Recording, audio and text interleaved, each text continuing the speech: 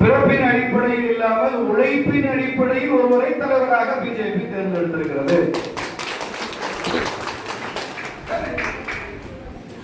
இந்த மாவட்டத்தில் மிக பெரும்பான்மையாக வாழுகிற சமுதாயத்தை சார்ந்தவர், தேசத்தையும் தெய்வத்தையும் தெய்வமாக கொண்டாடுகிற ஒரு பாரம்பரியத்தில் இருந்து ஐயா பசும்பொன் தேவர்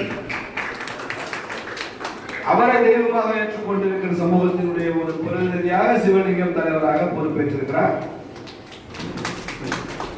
இதெல்லாம் பெரிய சாதனை. இங்க கட்சி முக்கியம், அனுபவம் முக்கியம், சித்தாந்தத்தில் பிடிப்பு முக்கியம், வயது முக்கியம், தனிப்பட்ட ஒழுக்கம் முக்கியம், ஒரு சமூக பின்னணி முக்கியம், உழைப்பு முக்கியம், எல்லோரையும் அரவணைத்து செல்கிற தலைமை பண்பு ரொம்ப முக்கியம். செஸ் விளையாடுறப்போ நீங்க டீமா விளையாட வேண்டிய அவசியம் இல்லை. நான் மாத்திரம் செஸ் விளையாடுறேன், எனக்கு எதிர்த்து ஒருத்தர் செஸ் விளையாடுறேன், அவ்வளவுதான். நான் ஒரு கேரம் போர்டு விளையாடுறேன்னா எனக்கு தலைமை பண்பு அவசியம் இல்லை. விளையாட்டுல திறமை இருந்தா போதும். நான் கேரம் போர்டு விளையாடுவேன், எனக்கு எதிராக ஒருத்தர் கேரம் விளையாடுவார், அவ்வளவுதான். கூட வைக்கிறவங்களை பத்தி நான் கவலைப்பட வேண்டாம். ஆனால் நான் கபடி விளையாடுறேன்னு வச்சிருக்கேன், குழுவாக விளையாடுறேன். நான் ஹாக்கி விளையாடுறேன், நான் கால்பந்து விளையாடுறேன், ஃபுட்பால் விளையாடுறேன், நான் குழுவா விளையாடுறேன். நான் மாத்திரம் விளையாடுறேன்னு நினைச்சிட்டு விளையாடக்கூடாது. கபடியில எப்படி ரைடர் முக்கியமோ கேட்ச் பிடிக்கிறவங்க முக்கியம். ஒருத்தர் கேட்ச் பிடிச்சா கூட 10 பேர் சேர்ந்து அந்த 7 பேர் சேர்ந்து மேல விழுந்து அவங்களால அவனை கேட்ச் பிடிக்க முடியும். அப்படி குழுவாக தன்னை தலைமை பண்புக்கு ஆளாக்கி கொண்டு வழிநடத்துகிற தலைவர்கள் வேணும். தம்பி இப்ப கொடுக்க வேண்டாம், துண்டு நீ அவங்களுக்கு துண்டு போடல, கூட்டத்தை துண்டு போடுறீங்க, கொடுக்க வேண்டாம் சொல்லு. அப்போ அந்த குழு தன் தலைமை இருக்கிற தன்மை வேணும். இது எல்லாம் பார்த்துதான் ஒருத்தர் முடிவு செய்ய முடியும். ஒருத்தர் பணக்காரன் இருந்தாலே தலைவராக முடியாது, அவர் இளைஞர்களாலே தலைவராக முடியாது, அவர் இந்த சமூகம் சார்ந்தவர்களாலே அவர் தலைவராக்கி விட முடியாது, அவர் பெண் என்பதனாலே தலைவராக விட முடியாது. இப்படி எல்லா வகையான பண்புகளையும் பார்த்து பார்த்துதான் பிஜேபி தேர்ந்தெடுக்கிறோம். அது அவனியாபுரம் மண்டல் ஒருபடி மேலாக சென்றிருக்கிறது. இன்றைக்கு பட்டியல் சமுதாயத்தை சார்ந்த இளைஞரும் மண்டல் தலைவராக வர முடியும் என்பதை தேவேந்திர குல வேளாளர் சமூகம் பட்டியலை விட்டு வெளியேற வர நினைக்கிற சமூகமாக இருக்கிறது.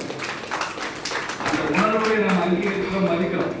இப்ப நான் சொல்ல வந்த வார்த்தை புது புரிதல் இருக்கிற வார்த்தையை தான் பயன்படுத்துகிறேன். அந்த சமூகம் பட்டியலை சமூகமாக இருந்து வெளியேற வருவதை முழுவதுமாக மதித்து ஏற்றுக்கொண்டு அதற்கும் பணியாற்றுவோம் என்ற முறையில் நான் இதை சொல்லிக் கொள்கிறேன்.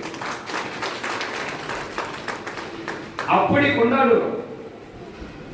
இந்த சமூக புரட்சி திமுக அதிமுக நடக்க முடியாது. ஒரு ஒன்றிய செயலாளரா திமுக இப்படி யோசிச்சே பார்க்க முடியாது. அதிமுக வாய்ப்பு இல்லை. ஒரு பெண் ஒன்றிய செயலாளரா திமுக எங்க இருக்காங்களான்னு சொல்லுங்க. அதிமுக ஒரு பெண்மணி ஒன்றிய செயலாளர் இருக்காங்களா? தமிழ்நாட்டில் இத்தனை மாவட்ட செயலாளர்கள் திமுக அதிமுக ஒரு இடத்துலயாவது ஒரு பெண்மணி மாவட்ட செயலாளர் இருக்காங்களா? இல்ல. பிஜேபியில 4 மாவட்ட தலைவர்கள் பெண்கள் வந்திருக்கிறாங்க. திருவண்ணாமலையில, தென்சென்னையில, அரியலூர்ல 4 பெண்கள் மாவட்ட தலைவர்கள் இருக்காங்க.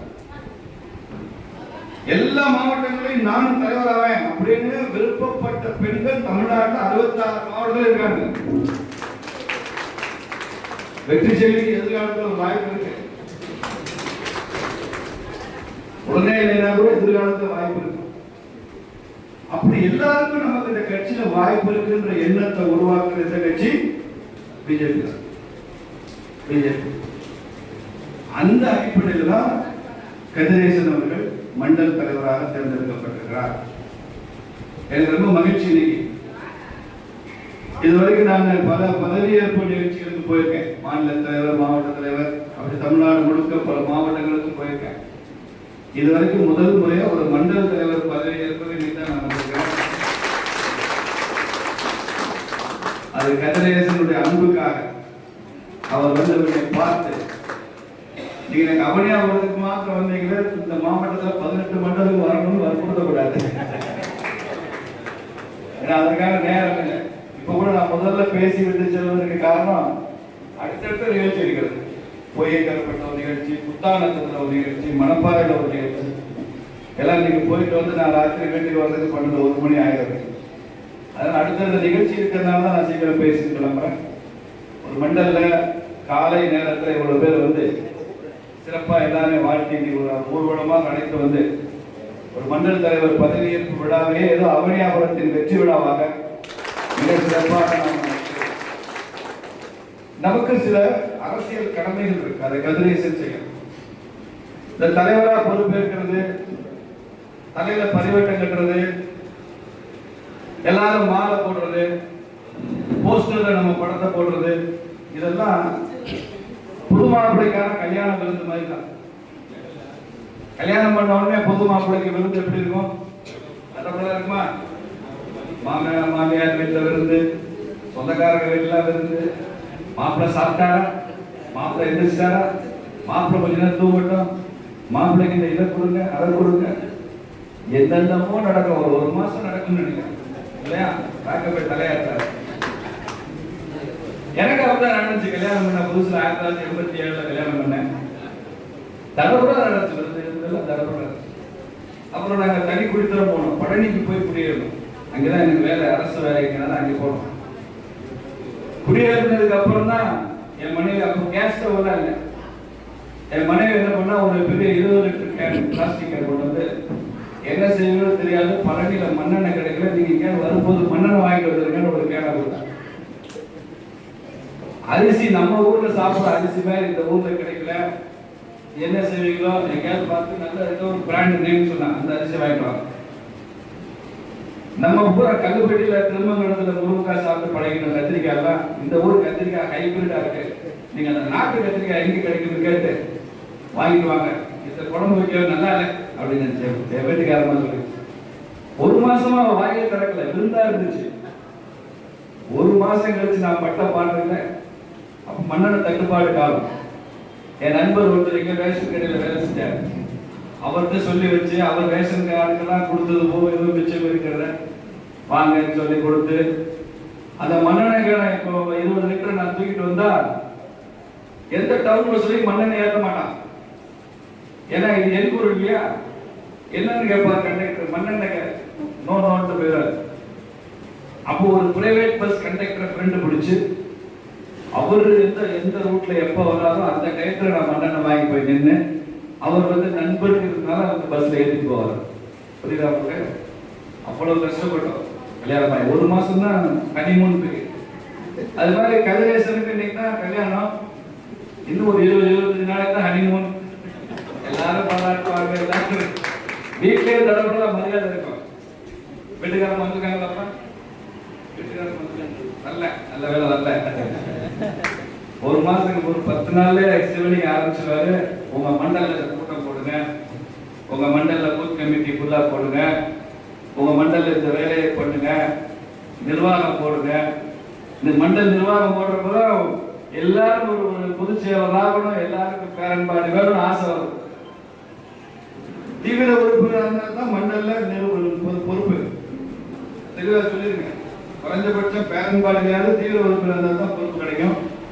ஒரு 50 பேரை கூட உறுப்பினரை சேர்க்க முடியாது, அதனால நம்ம மண்டல பொதுச் செயலர் ஆக்க முடியாது. அதனால தீவிர உறுப்பினர்களுக்கு ஒரு பெரிய டிமாண்ட் இருக்கு.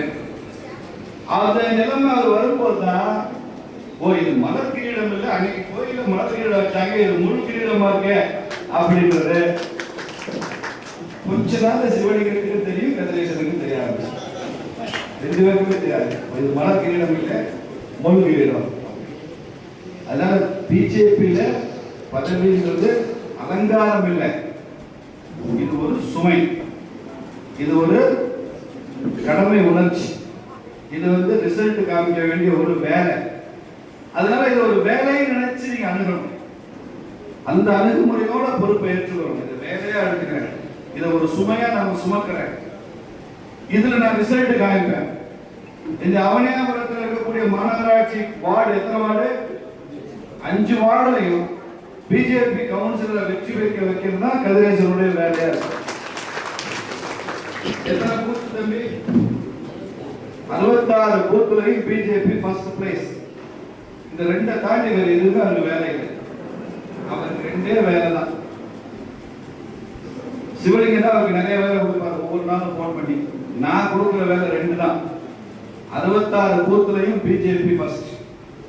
5 மாநகராட்சி வார்டுகளிலும் பிஜேபி கவுன்சிலர்.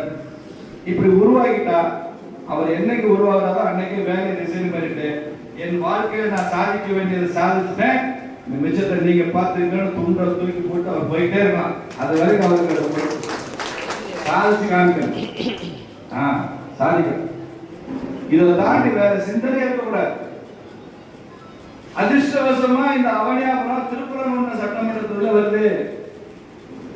இன்னைக்கு திருப்பரங்குன்றம் உங்களுக்கு மாத்திரம் சொந்தமான ஒரு முருகன் ஸ்தலம் இல்லை, உலகத்துக்கே சொந்தமான கோவிலாக மாறிவிட்டது.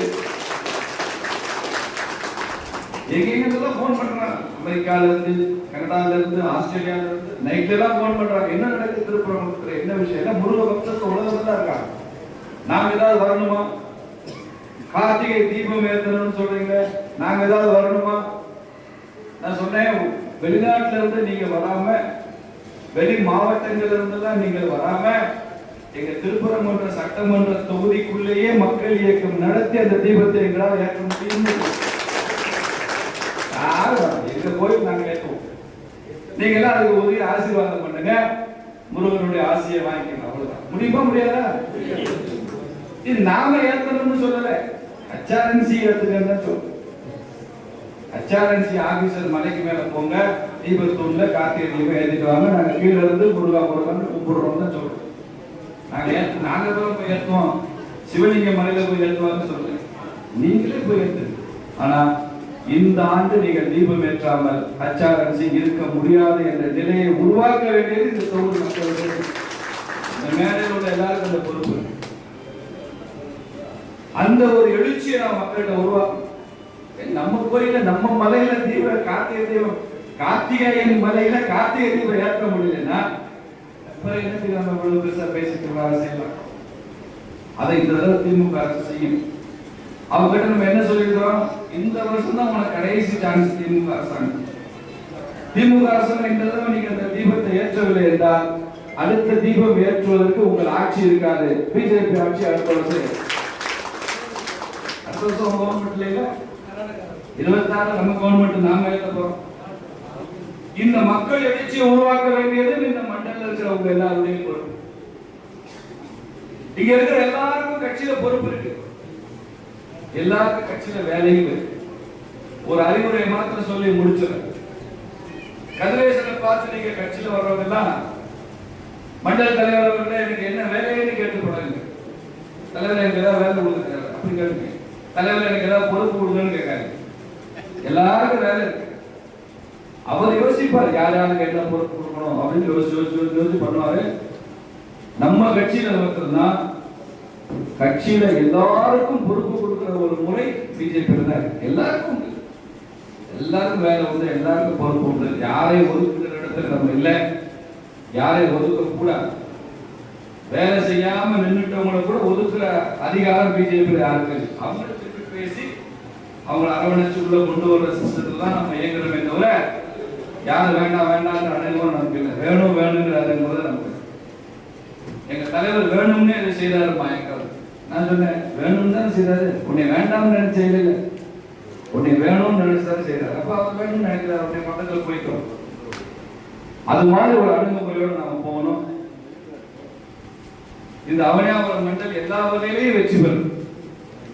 சமூக நீதியில, தேர்தல் வெற்றியில, மக்கள் இயக்கத்தை கட்டுவதில், ஒரு தேசிய உணர்ச்சி உருவாக்குவதில், எல்லா சமூகங்களுக்கு இடையே நல்லிணக்கத்தை உருவாக்குறதுல, இப்படி எல்லாத்தையும் முன்மாதிரியாக இருந்து ஒரு சின்ன இந்து ராஷ்டிரமே இந்த அவனியாபுரத்தில் இயங்குது அப்படின்னு நாம உலகத்துக்கு காண்பிக்கிறோம். அதான் பிஜேபி. அதை நீங்கள் செய்வீர்கள். கதிரேசன் தலைமையேற்று அதை செய்வார். சிவலிங்கம் அதை வழிநடத்தி செல்வார். பெரியவங்க எல்லாம் இருக்கிறாங்க, அவங்க எல்லாம் ஒத்துழைப்பு கொடுப்பாங்க என்ற நம்பிக்கையோடு நான் இங்கிருந்து விடைபெற்று செல்கிறேன். நிகழ்ச்சி தொடர்ந்து நடக்கும். நீங்க எல்லாம் இருந்து முழுக்க நிகழ்ச்சி முடிச்சுட்டு கிளம்புங்க. கதிரேசன் அவர்களை மீண்டும் வாழ்த்தி நான் நிறைவு செய்கிறேன். நன்றி.